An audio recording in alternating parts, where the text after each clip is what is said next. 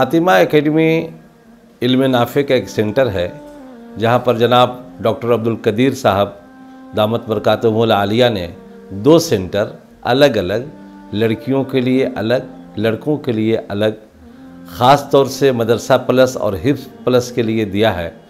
मैं ये महसूस करता हूँ कि इन बच्चों पर शाहीन जो खिदमत कर रही है और उसके ज़रिए से जो इलाके में तासुर कायम हो रहा है और बिलखुसूस जो तलबा और तालिबात में जो कॉन्फिडेंस पैदा हो रहा है वो काबिल ज़िक्र है, काबिल दीद है और डॉक्टर साहब काबिल मुबारकबाद हैं।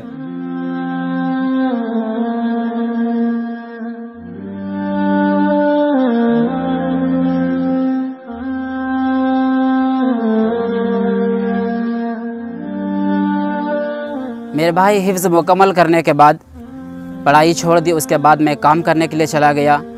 मैं काम किया, काम करते करते काम के हालात को मैंने देखा तो मुझे लगा नहीं, काम को नहीं, हमें पढ़ाई को पढ़ना चाहिए।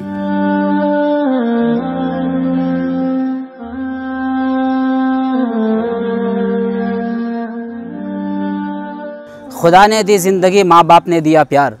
खुदा ने दी ज़िंदगी, माँ बाप ने दिया प्यार, लेकिन ज़िंदगी की राह पर जिसने चलना सिखाया, इसलिए मैं हूँ अपने शाहीन का शुक्रगुज़ार। शाहीन ग्रुप वालों ने हमारे लिए बहुत ही बेहतरीन और हाफिज़ कुरान के लिए तो एक तोहफ़ा तैयार किया है जो अनमोल है।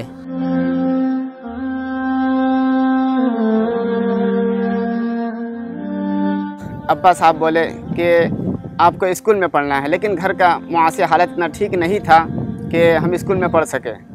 तो हम चाहते थे कि मतलब कम पैसे में कोई ऐसा स्कूल या कॉलेज मिल जाए जहाँ पर हमें मैट्रिक के साथ साथ डॉक्टर, इंजीनियर भी बनाया जा सके। कि हंसते हुए लुटा देंगे हम अपनी जान को, घिसटने ना देंगे कभी शाहीन ग्रुप की शान को। हंसते हुए लुटा देंगे हम अपनी जान को, घिसटने ना देंगे कभी शाहीन ग्रुप की शान को। हम शाहीन के स्टूडेंट हैं साहब, कभी किसी को अनपढ़ रहने ना देंगे।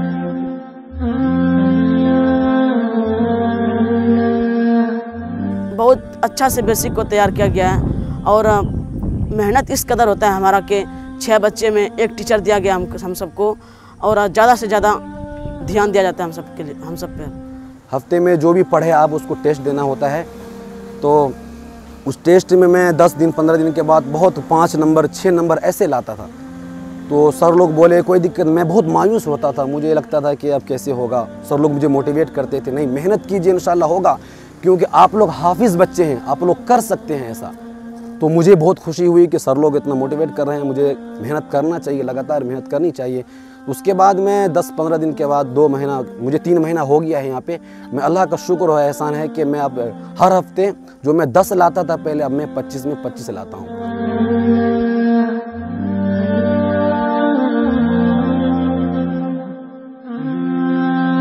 अस्सलाम वालेकुम वरहमतुल्लाह। मैं Azimuddin, centre head Fatima Academy Itki Ranchi. तो एज ए सेंटर हेड मैंने बच्चों को मोटिवेट किया कि किस तरह से आपको क्लास करना है। टीचर आपके लिए 24 घंटा अवेलेबल है। कोई भी कॉन्सेप्ट आपका क्लियर नहीं है, किसी भी चीज़ में कोई दिक्कत है, कोई मुश्किल है, कोई परेशानी है, आपके लिए टीचर हाजिर हैं, मैं हाजिर हूँ। आप किसी भी तरह का कोई भी प्रॉब्लम, कोई परेशानी आप टीचर के सामने, सेंटर हेड के सामने रखिए, आपका प्रॉब्लम बिल्कुल सॉल्व हो जाएगा।